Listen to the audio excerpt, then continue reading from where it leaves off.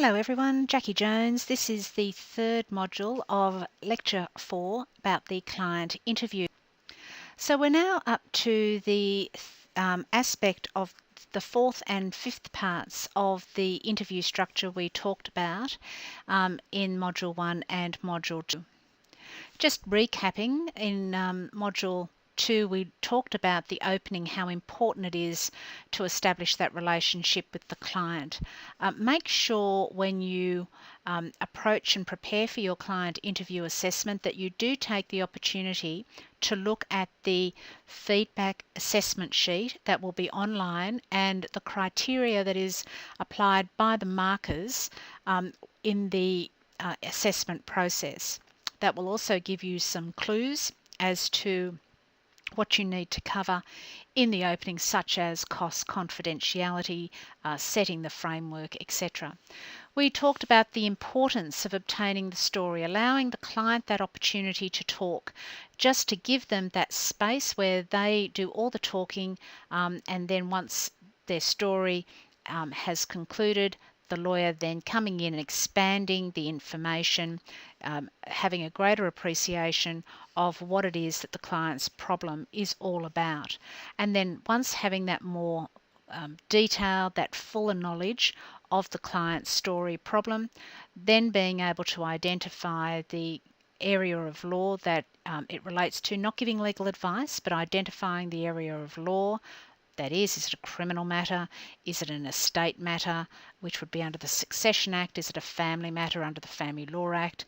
Is it a personal injury that might be under the Civil Liability Act?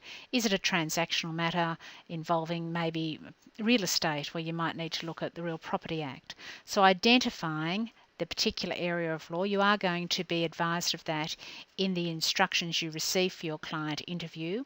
And as part of that theory development, bringing all that information together that the client has told you in a summary way, and being able to identify the client's perception of the problem. Now we're going to talk about the final two stages of the interview structure, namely the option generation, the conclusion, and the homework.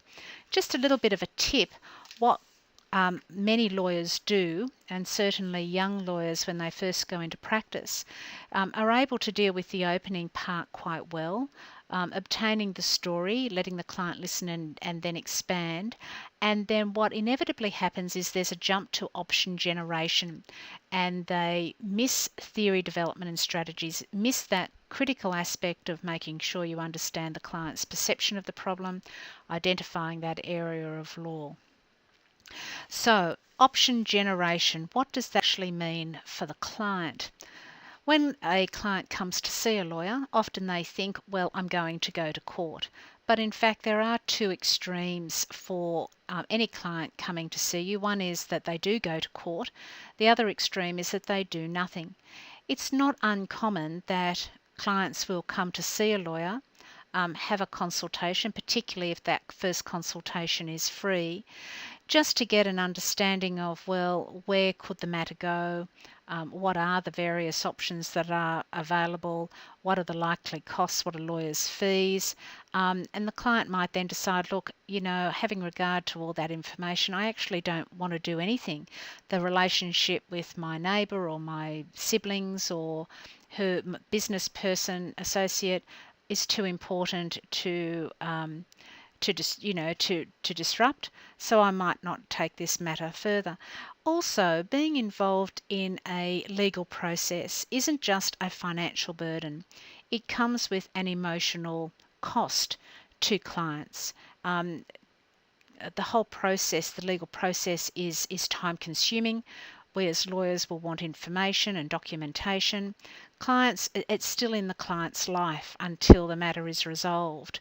So there's actually quite a bit to talk to with a client about. And importantly, again, you bearing in mind and having as the big flashing light that it is their problem, and it is up to us to give them an understanding of ways to deal with and discuss and assist them in resolving their problem, but ultimately it's for them to decide which way they want to go. And part of option generation is actually working with the client, discussing the pros and cons of each. The client may have suggestions or involve the client in a discussion of various options, not us telling the client what the solution may be. Now, it might be, for example, that you are aware of something such as mediation as a dispute resolution process that is out there in the community. The Law Society has mediator panels. Courts regularly refer matters to mediation. But that's not the only way that matters can be resolved, just like going to court isn't the only way to resolve matters. It might be that there's an independent third party that is known to both of the parties that could sit down and spend time with them. Not a formal mediation structure, but engaging someone that is neutral that they know. It might be lawyers engaging in without prejudice conferences. It might be letters that are written. It might be referring them to the Community Justice Centre. A lot of differing options to explore with the client. And that really does springboard from an understanding of what the client's perception of the problem is. Understanding their priorities and importantly, understanding what the client's legal or importantly their financial position is. Because whilst the idea of legal redress could be appealing, the reality is that lawyers are expensive, going to court is expensive, there is no certainty in an outcome. And they also may be unaware as to the time period, what it's going to mean in the sense of from the commencement of discussions or commencement of court process, what does that time frame look like? What's the practical considerations of each matter that is being considered? Think about being outside the square, so to speak, because every legal matter inevitably has legal and non-legal issues and therefore legal and non-legal solutions. And on slide 7, I have just used the example of the one that I touched on in Module 2 about there being a problem with a client with a neighbour's tree, for example. So if you have a look there, there's a number of scenarios that you could discuss with that client as to trying to resolve the issue relating to the tree. Even to the point of view of the solicitor writing a letter to the client, what that might cost. Whether, for example, the client could write a letter to the neighbour. Are there issues that the client hasn't told the neighbour as to why there is some difficulty? Inevitably, a failure of communication between parties results in some form of dispute occurring, and if we can clarify the issue and the concerns of the parties with effective communication, I'm not saying that we can resolve all issues, but what we can do is maybe reduce the conflict and just focus on what is it that needs to be solved between the parties and how can that be solved in a cost-effective way, remaining objective and considering the various options. So I was involved in a negotiation yesterday, and one of the points, we had negotiated a property settlement between a husband and wife, and the next point to be discussed was what's called spouse maintenance, which is money for one party's own personal needs, nothing to do with children, but just the maintenance for that person. And the other party was looking for a much longer time period for the payment of spouse maintenance than what would be ordered in a court and what would be what we might consider to be a reasonable outcome. But what we were able to discuss and negotiate was that there was a period, it was a reduced period than what the wife had initially wanted, still a lengthy period of time, but in the discussions it was that she wanted and it's quite a significant amount of money by way of spousal maintenance per month that's going to be paid to her, but that is for the costs of maintaining the property that she resides in with the adult children. The husband concedes that that's an important point for her to remain in the home. The children want to remain in the home for a period of time. It was agreed that that the payment would be made to the wife until the youngest turned 25, which is in 5 years' time.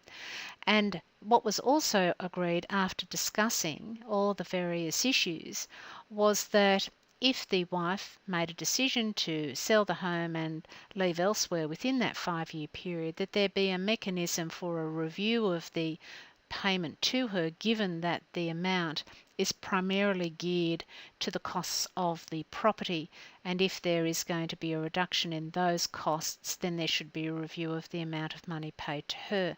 But it is all a part of a process of discussing and working out what is it that needs to be resolved. Think of relevant factors. Is your client aware of them? Think laterally and make sure you guide the client. And there were some tips from the book by Himes, Campbell and Evans. And if you have a look at the checklist on slide 9, it's really a handy little tip for you to talk to clients about the hidden costs if they go to court. Some clients say, look, I'm not interested in this mediation, I just want to go to court.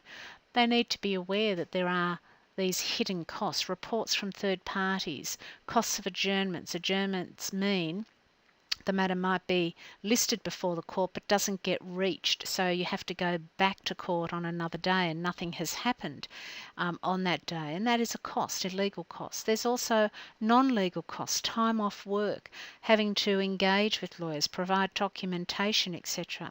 Notwithstanding the emotional costs, the stress of legal action on clients' health and personal relationships. Don't ever underestimate the emotional factor involved in court process. Is time fighting an issue worth it? Could the client's money have better application, and are there future relationships that need to be preserved? So that's a handy checklist for you just to keep in mind and think about as you are going to be talking to the client about options. And finally, that client needs to leave your office knowing, okay, the lawyer's going to do this, I'm going to do that. Have a plan of action. Make sure that you have clearly and identified the instructions, that they're clarified, so that when that client walks out, the client's going to leave knowing that they've been listened to, that they have a clear view of what is going to happen next, that they have a clear understanding of what they have to do, and that hopefully they feel better than when they arrived. In this negotiation I've just been involved in, the other lawyer and myself both had homework, and the parties had homework. Our meeting yesterday was very productive because we had all done our homework. The homework was identified in minutes of the meeting.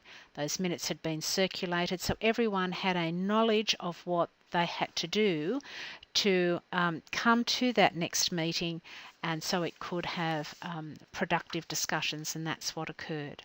So hopefully this has been a guide for you in relation to your client interview assessment. Remember, you're wanting the client to actually be glad that they came to see you, not walk out thinking, oh my gosh, what has just happened? What did that lawyer say? What did they mean? I don't remember anything, but rather be confident in the skills of the lawyer that they have just engaged. And that's the end of this module. Thank you.